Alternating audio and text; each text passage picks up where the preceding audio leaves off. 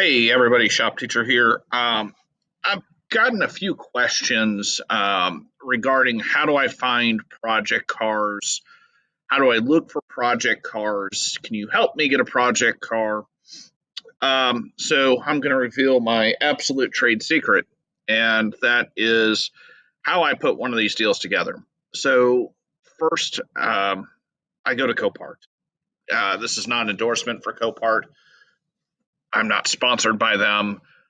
They are supposed to provide us with a couple of vehicles at some point for our class, but this really isn't necessarily an endorsement for them. So, I'll go to Copart, shop for a vehicle, and then go to carparts.com for my parts and pieces, which that is an endorsement for car parts. Okay. So, here's what we do. Copart is like an insurance auction, salvage auction. All these donated cars that come in for like cars for kids. A lot of them end up there. Uh, some dealers send stuff there. Some rental car companies send stuff there. But I'm going to focus on the salvage cars and what I go after. So registration with Copart's relatively simple. You upload some documents. It takes a couple of days to get set up with them, and you have the option of getting a free account, which is what I have, or you can pay like $199, I think it is, for one of their premium accounts. And that essentially unlocks some additional vehicles as far as bidding goes. So what you'll do, and you don't even have to be a member yet, right? You can just go to copart.com, go to find vehicle, and look around and see if there's something you like. So we are going to do that right now. So here we are. It has a bunch of stuff here, featured items, popular makes, whatever. Let's say maybe I don't know anything about boats. I want to look at a boat or a jet ski. You can just look by type of vehicle. I'm not too interested in that. I like to, usually have some idea of what my project is going to be. And this is we'll just go by the last one, and I'm going to do this just because I know there's a bunch of these vehicles out there. 94 to 04. So you pick a year range. We're going to go for Ford and then Mustang. So going to go all the way down. So you'll see here, they pretty much have most or all of the common models listed in here. There's some cases where you go back a little ways. I think I was looking for maybe a Ford Fairmont or whatever at one point. It's not there. So I just sort of look at the year range, and then I can start narrowing it down once I'm in there. There's Ford Probe. That was a vehicle that was supposed to replace the Mustang. Okay. Now we can look at location, state, zip code, whatever. I just put all locations. So this is going to be a 50 state plus Canada search, and then I'll start to narrow it down. So there's going to be a little thumbnail up here. There will be some designations up here. The R means it's a running and driving vehicle. They'll tell you what the damage is to it, if there's any. So this Mustang has mechanical damage to it. We'll just take a look at it. So you can see it has a current bid of $525. The sale reserve on this one has not been met yet. So some of these are what's called a pure sale, meaning, if the car sells for $1, it sells for $1. With this, there's some minimum that the seller wants, and it'll tell you who's selling it. This is a donated vehicle. So somebody donated the car to charity, something happened there where they just, cars for kids, something like that. It gives all the statistics on it. You can go through. They usually have, maybe about 10 pictures or so of the car. So you get kind of an idea as far as what's going on, if there's any damage to it. They also generally, in almost every one of the pictures, they have a shot of the VIN number. That way, if you want to run your Carfax, they do have an auto check if you're a member. So we can go to auto check. We'll verify I'm not a robot. Let's see. You can't see that there. Parking meters. Fantastic.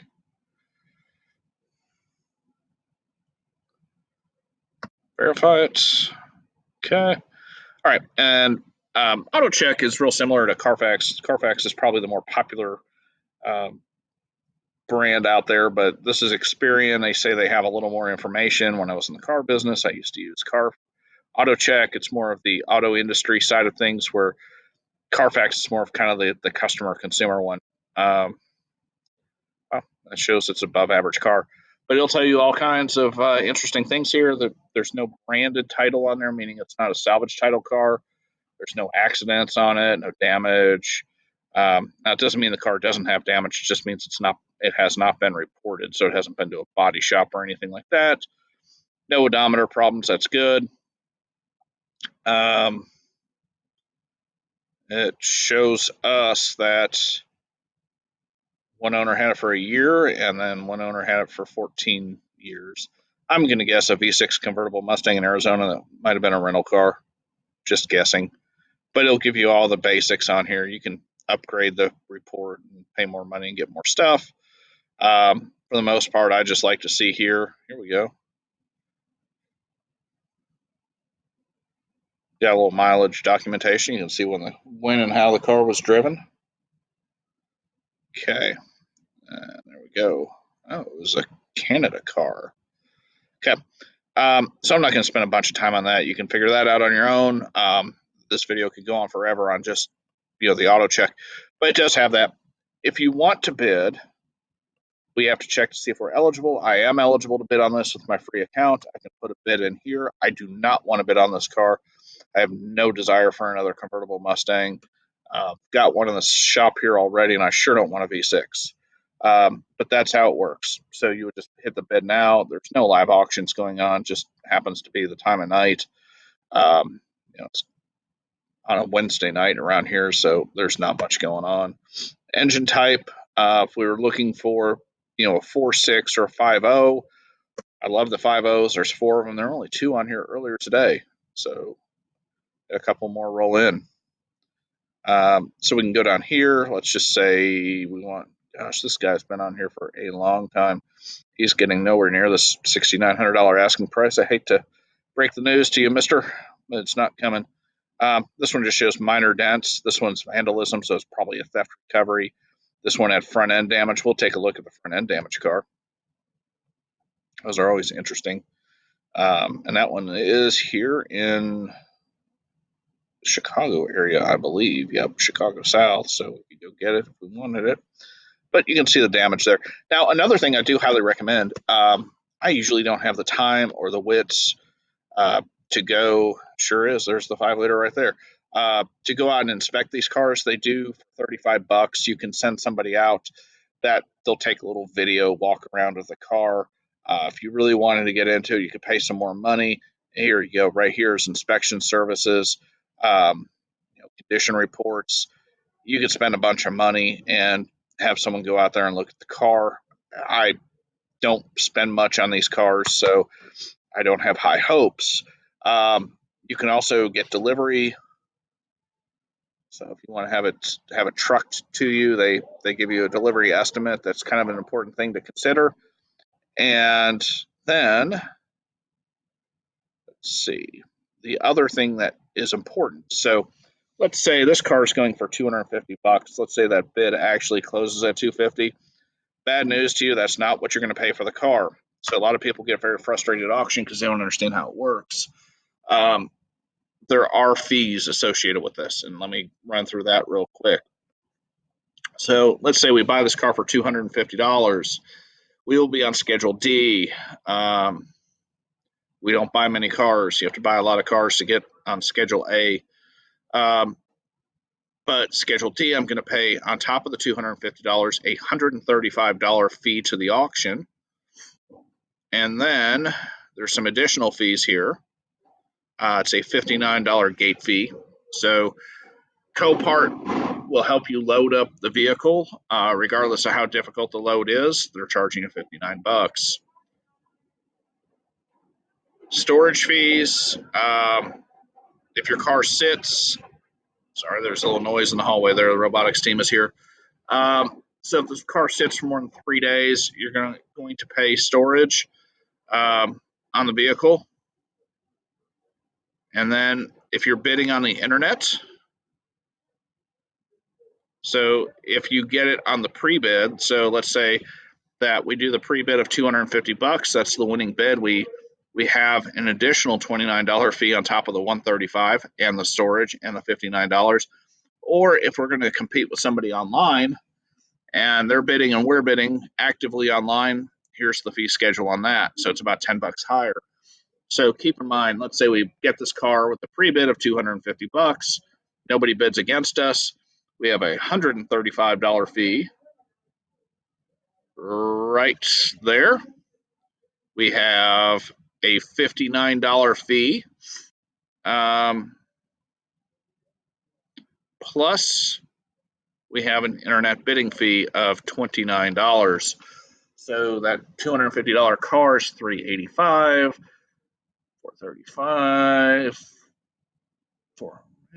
we're in it for about $500. We got about $250 worth of fees.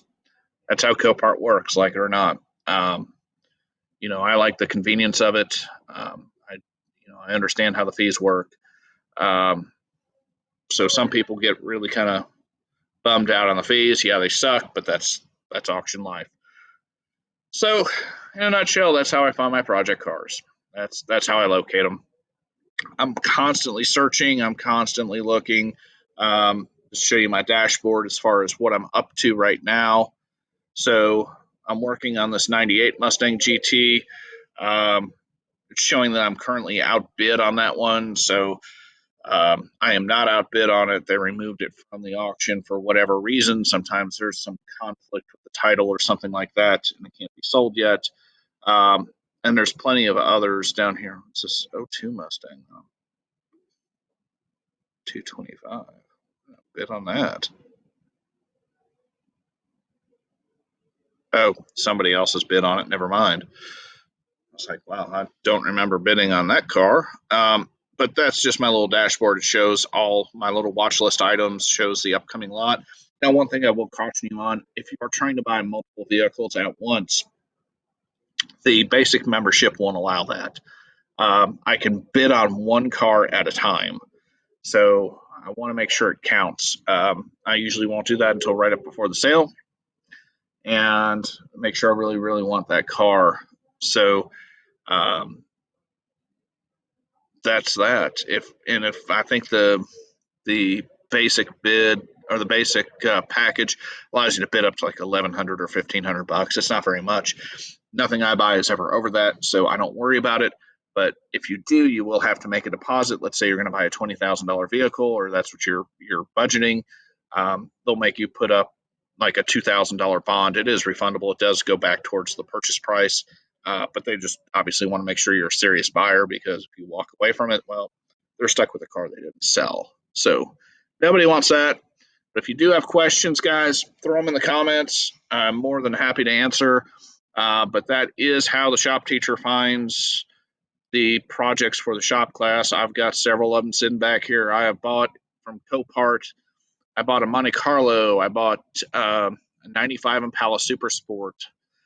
I've got a '97 S10 that has the engine from the '95 Impala Super Sport in it out here. I've got the Mustang. What else? There've been a couple of them that I bought, but yeah, that's how it's done. So if you have any questions, by no means am I an expert or trying to teach you how to do this. I'm just showing you how I do it. You may have a better way, and I hope you do. But that's it for me. Like, share, subscribe, guys. I appreciate all the support, and our students appreciate the support.